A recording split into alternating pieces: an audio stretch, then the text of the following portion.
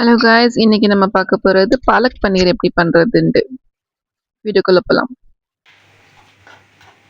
சட்டியில் எண்ணெயை ஊற்றி ஒரு மீடியம் சைஸ் வெங்காயத்தை வெட்டி எடுத்து அதில் போட்டுடலாம்.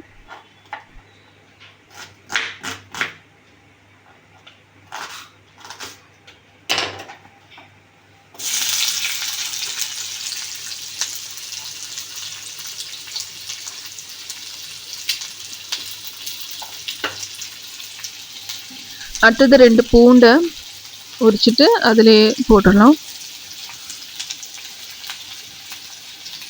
இதெல்லாம் நம்ம இப்போ வதக்கிறது மிக்சரில் அரைக்கிறதுக்காக தான். பூண்டு போட்ட அப்புறம் 2 பச்சை மிளகாவும் அதிலே போட்டுடலாம். அதனால முழுசாக போட்டாலும் பரவாயில்ல, நம்ம மிக்சரில் அதை கிரைண்ட் பண்ணிட்டு தான் யூஸ் பண்ண போகிறோம்.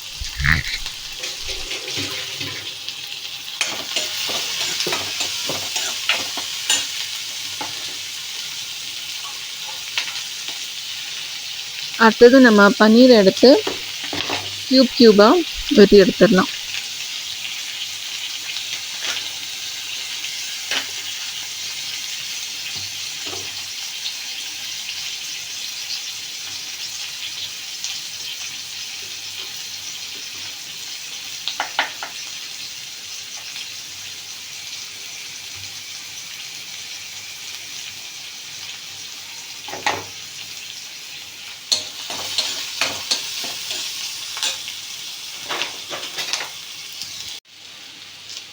இது வதங்கிட்டு இருக்கிற நேரம் பார்த்து நம்ம அதாவது பாலக்கீரையை நல்லா கழுவிட்டு மிக்சரில் கிரைண்ட் பண்ணிடலாம்.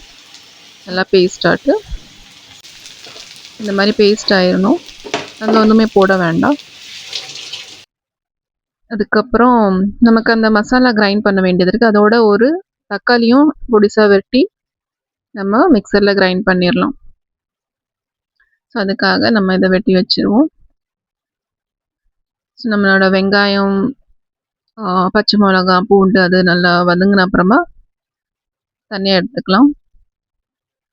நம்ம திரும்ப அதே சட்டியை நம்ம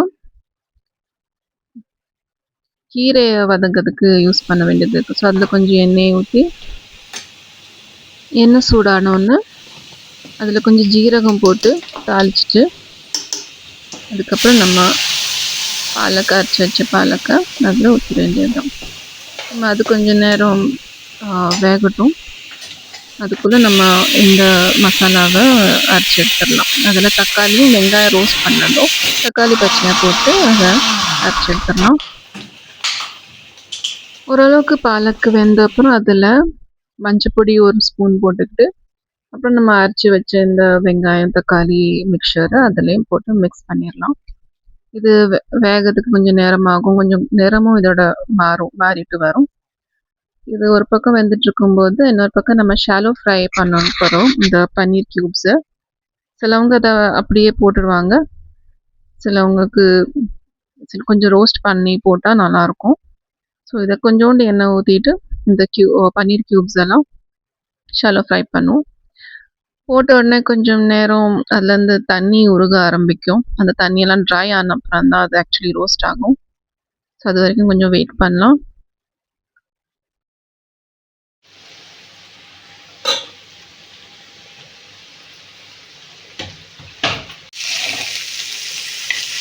இந்த மாதிரி திருப்பி போட்டுக்கலாம்.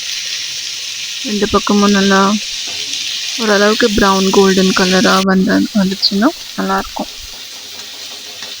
இப்போ நம்ம கீரையும் நல்லா வெந்து கலர்லாம் கொஞ்சம் மாறின மாதிரி ஆயிடுச்சுன்னா அது கூட சேர்ந்து நம்ம இந்த பன்னீரையும் மிக்ஸ் பண்ணிடலாம். இது வரைக்கும் நம்ம உப்பு சேர்க்காமல் இருந்தோம். இந்த இடத்துல நம்ம உப்பும் எவ்வளோ தேவையோ அவ்வளோ போட்டுக்கிட்டு இப்போ பன்னீரை இதில் அப்படியே மிக்ஸ் பண்ணிடலாம்.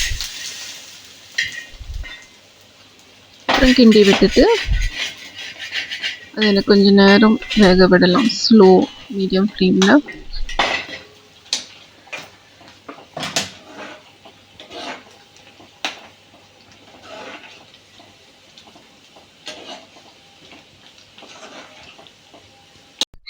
கடைசியில் இருக்கிறதுக்கு முன்னாடி நெய்யில் கொஞ்சோண்டு ஜீரகத்தை ரோஸ்ட் பண்ணி தால்சம் மாதிரி பண்ணிவிட்டு அதை நம்ம பாலக் பன்னீர் கூட மிக்ஸ் பண்ணிடணும். அப்புறம் கிண்டி எடுத்துடலாம். இதை சப்பாத்தி கூட சாப்பிட்டா ருசியாக இருக்கும். நீங்களும் ட்ரை பண்ணுங்கள், எப்படி இருந்ததுன்னு சொல்லுங்கள். தேங்க்யூ.